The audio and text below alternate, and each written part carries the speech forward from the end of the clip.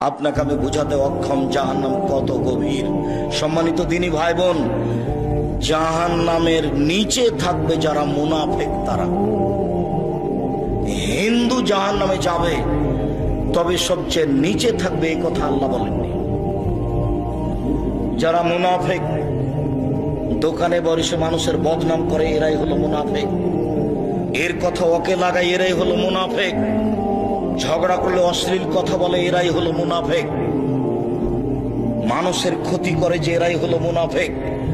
আজান হয়ে গেছে তবু মসজিদের সামনে না গিয়ে, মসজিদে না গিয়ে দোকানে বসে গল্প করে, এরাই হলো মুনাফিক। মুনাফিক জাহান্নামের সবচেয়ে নিচে থাকবে, এই কথা আল্লাহ তাআলা বলেন। জাহান্নামের পরিচয় দিতে গিয়ে জাহান্নামীদের একটু পরিচয় দিই। রাসূল সাল্লাল্লাহু আলাইহি সাল্লাম বলেন, একজন জাহান্নামীর গায়ের চামড়া হবে 42 হাত মোটা। রাসূল সাল্লাল্লাহু আলাইহি সাল্লাম বলেন, একজন জাহান্নামীর দাঁত হবে উহুদ পাহাড়ের সমান। উহুদ পাহাড় 4 কিলোমিটার প্রশস্ত, 8 কিলোমিটার লম্বা। নিচে কত আছে তা মানুষ জানে না। রাসূল সাল্লাল্লাহু আলাইহি সাল্লাম বলেন, একজন জাহান্নামের উরু রান হবে বাইজা পাহাড়ের সমান, যার দৈর্ঘ্য হচ্ছে 39 কিলোমিটার লম্বা। সম্মানিত দিনী ভাই বোন, রাসূল সাল্লাল্লাহু আলাইহি সাল্লাম জাহান্নামীদের পরিচয় দিতে গিয়ে বললেন, একজন জাহান্নামীর বসার জায়গা হবে মক্কা থেকে মদিনা 450 কিলোমিটার পথ।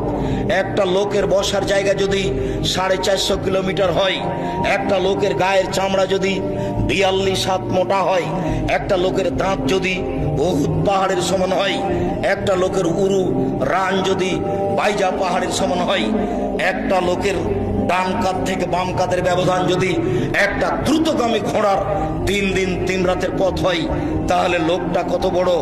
পৃথিবীর শুরু থেকে শেষ পর্যন্ত যত মানুষ এসেছে, যত মানুষ আছে, যত মানুষ আসবে, তার শতকরা 1999 জন লোক জাহান্নামে যাবে।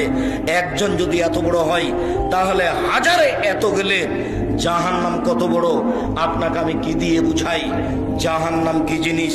রাসূল সাল্লাল্লাহু আলাইহি সাল্লাম বলেন, যত মানুষ এসেছে, যত মানুষ আছে, যত মানুষ আসবে, যত জিন এসেছে, যত আছে, যত আসবে, সব যদি একসাথে জাহান্নামের দরজা দিয়ে ঢোকে, তাহলে ঢুকতে অসুবিধা হবে না। তার নাম জাহান্নাম।